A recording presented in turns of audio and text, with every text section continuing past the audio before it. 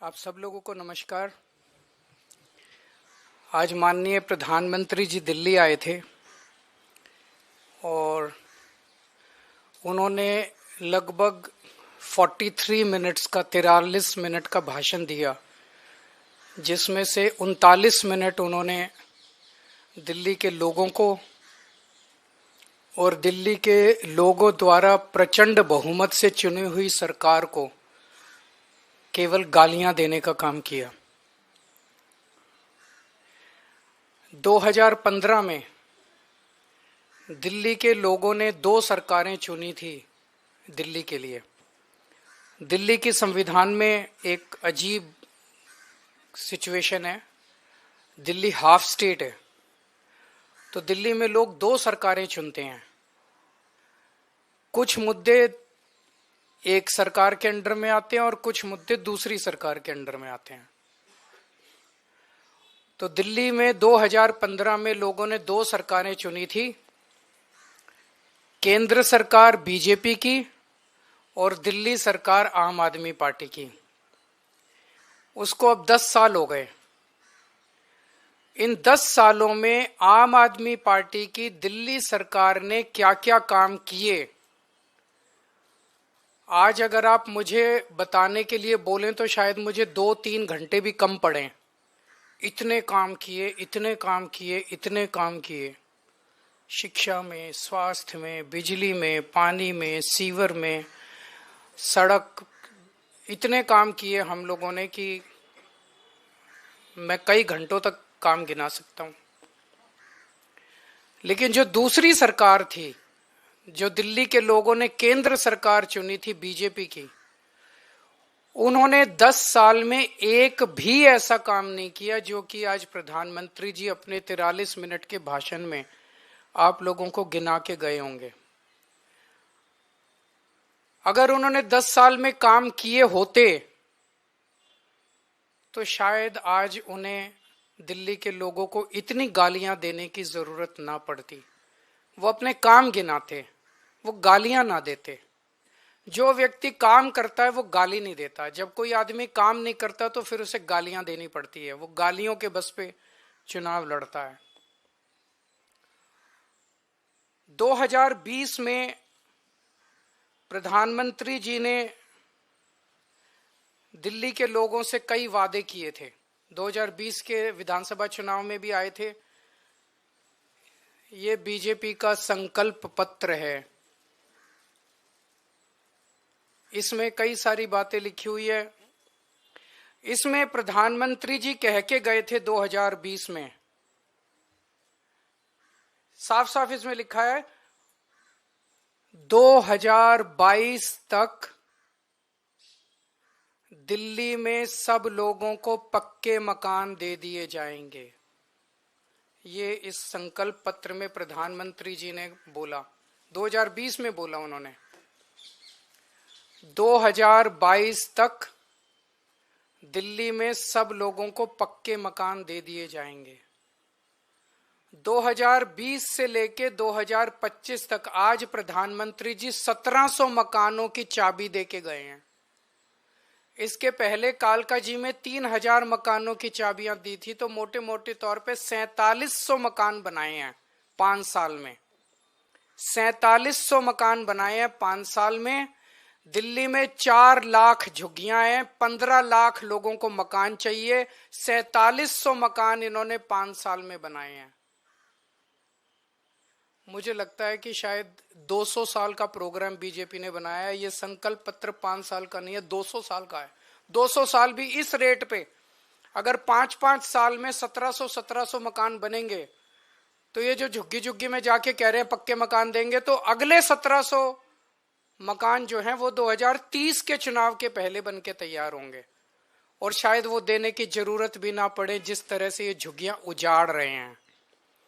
पिछले 5 साल के अंदर इन लोगों ने झुग्गियां तोड़ तोड़ के 2,78,796 लोगों को बेघर कर दिया। प्रधानमंत्री जी वादा करके गए थे मैं तुमको पक्के मकान दूंगा, लेकिन धोखा दिया, पीठ में छुरा घोंपा। लोगों के बच्चों को सड़क पे लाके कितने सारे ऐसे इनके नेता जाते हैं, झुग्गियों में सोते हैं और 2 महीने के बाद उन्हीं झुग्गी वालों को उनकी झुग्गियां तोड़ के उनके बच्चों को सड़क के ऊपर, भरी ठंड के अंदर सड़क के ऊपर सोने को मजबूर कर देते हैं। 2,78,796 लोगों को इन्होंने 5 साल के अंदर बेघर किया। आज मैं आपको लिख के दे रहा हूं, मेरी बात नोट कर लेना। 2030 के चुनाव में अगर इन लोगों को वोट दे दिया, 2030 के चुनाव के पहले दिल्ली की सारी झुग्गियां तोड़ देंगे। 1700 फ्लैट भी नहीं देने वाले अगले 2030 के चुनाव तक। ये सारी झुग्गियां तोड़ देंगे, एक भी पक्का मकान ये लोग नहीं देने वाले। ये लोग गरीबों के दुश्मन हैं ये लोग। और जो 3000 कालकाजी में मकान दिए हैं इन्होंने, एक बारी जाके देख लो, नरक से भी बदतर है वो। लोग कह रहे हैं इससे तो झुग्गी अच्छी थी, पक्के मकान क्या दिया। नरक से भी बदतर दशा है वहां पे लोगों की। न सीवर है, न पीने का पानी है, कुछ भी नहीं है वहां पे। पूरी पूरी बुरी हालत है वहां पे लोगों की जो कालकाजी के अंदर रह रहे हैं।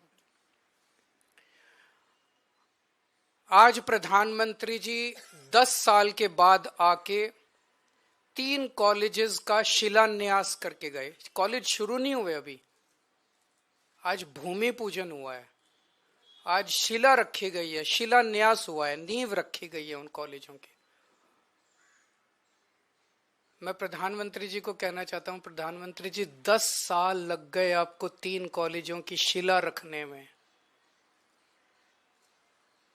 इन 10 सालों में जब तक आप शिला रख रहे थे, इन 10 सालों में मैंने 22,000 क्लासरूम बना दिए, 3 नई यूनिवर्सिटी बना दी, 11 नए वोकेशनल कॉलेज बना दिए और 6 यूनिवर्सिटी कैंपस बना दिए। जितना टाइम आपको 3 शिलान्यास रखने में लगा, उतने टाइम में हम लोगों ने 22,000 क्लासरूम बना दिए, 3 नई यूनिवर्सिटी बना दी, 6 नए यूनिवर्सिटी कैंपस बना दिए और 11 नए वोकेशनल कॉलेजेस बना दिए। हमारी काम करने वाली सरकार है, हमारी शिलान्यास रखने वाली सरकार नहीं है जो चुनाव के पहले आती है और शिलान्यास रख के चली जाती है।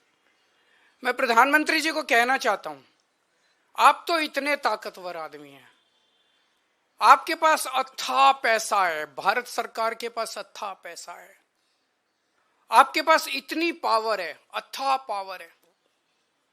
एलजी आपका, पुलिस आपकी, 7 MP दिल्ली के आपके। मैंने 3 नई यूनिवर्सिटी बनाई, आप 30 नई यूनिवर्सिटी बनाते दिल्ली के अंदर, और आज आपको हमें गालियां देने की जरूरत नहीं पड़ती। आज आप दिल्ली के अंदर आते, दिल्ली के लोग आपको सर आंखों पे उठा लेते। मैं प्रधानमंत्री जी को कहना चाहता हूं, मैंने 22,000 क्लासरूम बनाए, आप 1 लाख क्लासरूम बना देते प्रधानमंत्री जी, लंबी लकीर खींचते। केजरीवाल ने इतना काम किया, उसके सामने लंबी लकीर खींच देते, केजरीवाल छोटा बन जाता। लोग आपकी वाह वाह करते। आपको मुझे गाली 39 मिनट तक आपको गालियां देने की जरूरत ना पड़ती अगर आप कुछ काम करके दिखाते प्रधानमंत्री जी। आपकी वाह वाह होती। मैंने 530 मोहल्ला क्लिनिक बनाए 5 साल के अंदर दिल्ली में।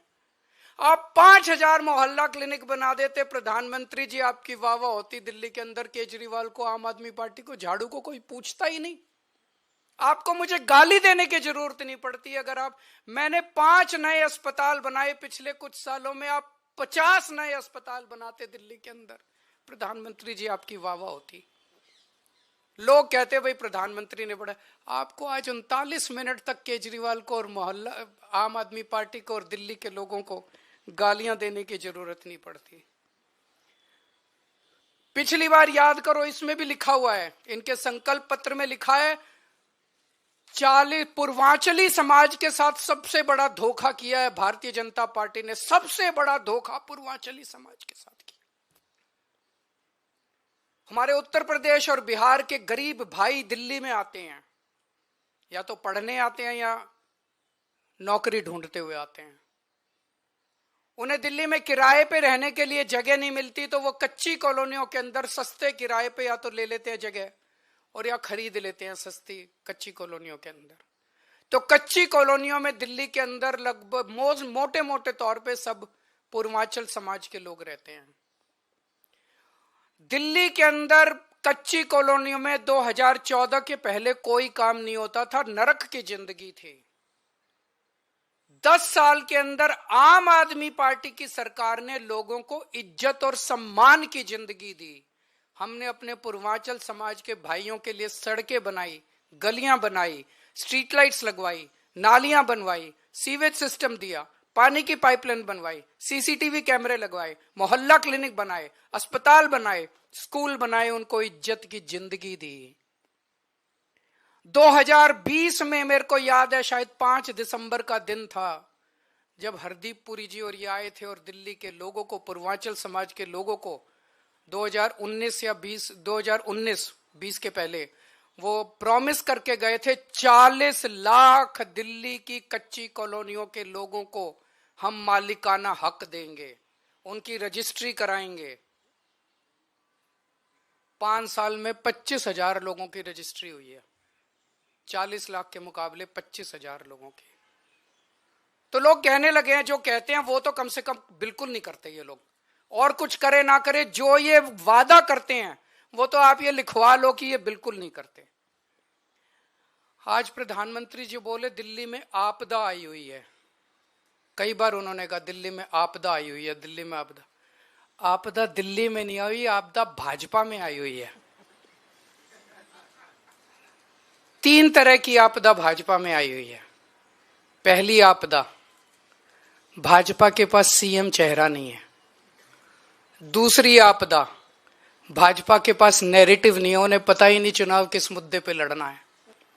तीसरी आपदा, भाजपा के पास कोई भी एजेंडा नहीं है इस चुनाव के लिए। तो 3 आपदा भाजपा के अंदर आई हुई है और एक आपदा दिल्ली में आई हुई है, वो है कानून व्यवस्था। दिल्ली के अंदर खुलेआम गैंगस्टरों की गोलियां चल रही हैं, लेकिन अमित शाह को सुनाई नहीं दे रही। दिल्ली के अंदर महिलाएं रो रही हैं, चीख रही हैं, चिल्ला रही हैं, उनकी चीख पुकार अमित शाह के और मोदी जी के कानों तक नहीं पहुंच रही। व्यापारी रो रहे हैं, व्यापारी दया की भीख मांग रहे हैं, गैंगस्टरों से व्यापारी जो है सुरक्षा मांग रहे हैं, लेकिन इनके कानों तक उनकी आवाज नहीं पहुंच रही। मैं प्रधानमंत्री जी से निवेदन करना चाहूंगा कि अपने अमित शाह जी को कहिए, अगर उनको थोड़ा सा समय सरकारें तोड़ने, जोड़ने, एमएलए खरीदने से समय मिल जाए तो थोड़ा सा समय दिल्ली की कानून व्यवस्था पे भी दे दें। और जो काम दिल्ली सरकार कर रही है शिक्षा में, स्वास्थ्य में, बिजली में, पानी में, महिलाओं के लिए, बुजुर्गों के लिए, उस काम को लोग आपदा नहीं आशीर्वाद कहते हैं। अगर आपका कोई प्रश्न है तो आप।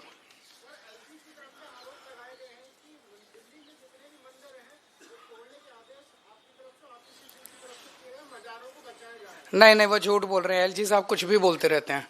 एलजी साहब ने जो आदेश दिए उस पे क्या कह रहे हैं? वो जो 22 नवंबर को आदेश दिए, चोर चोरी करते हुए रंगे हाथों पकड़ा गया, फिर कह रहा पूरी दुनिया चोरी कर रही है इसलिए मैंने भी कर ली।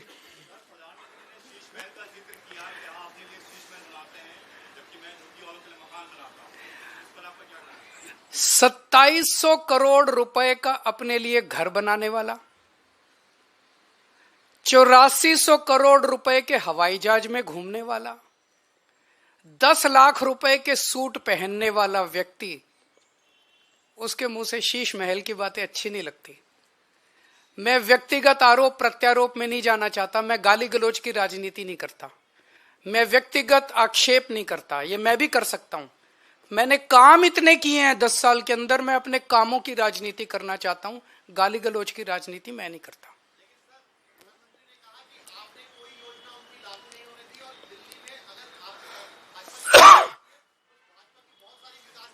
हमारे सामने एक ही मकसद होता है, दिल्ली के व्यक्ति का कैसे फायदा होगा। अगर दिल्ली के व्यक्ति का फायदा, आम आदमी का फायदा केंद्र सरकार की योजना से होता है, हम केंद्र की योजना लागू कर देंगे। अगर हमें लगता है कि मध्य प्रदेश की सरकार ने कोई अच्छी योजना लागू कर दी, हम उसे दिल्ली में लागू कर लेंगे। हमें लगता है तमिलनाडु की सरकार ने कोई अच्छी योजना लागू कर ली, हम उसे लागू कर देंगे। हम इस चक्कर में नहीं करता तेरी योजना मेरी योजना, तेरी योजना मेरी, हम इस राजनीति में नहीं पड़ते।